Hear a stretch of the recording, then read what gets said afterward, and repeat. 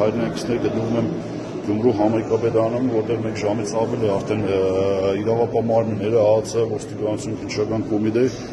գրովել են եւ զավթել են Գյումրու համայնքապետարանը, Գյումրու քաղաքագլուխ պարոն Վարդան Ղուկասյանը եւ մի քանի աշխատակիցների մեկուսացրել են։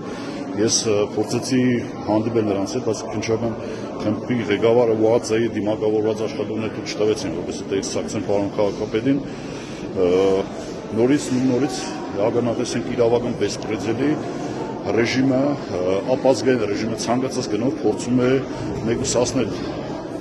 այն քաղաքական գործիչներին, համայնքների ղեկավարներին, ովքեր որ դեմ են այս ռեժիմին եւ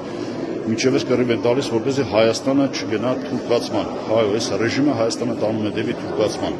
Այդ արդեն անքննելի է գործողությունների ընթացքը ցույց է տալիս, որ այս Նիկոլ Փաշինյանը իր ռեժիմով ամեն ինչ անելու է, որպեսզի Հայաստանը հանձնի Թուրքիայի կառավարմանը։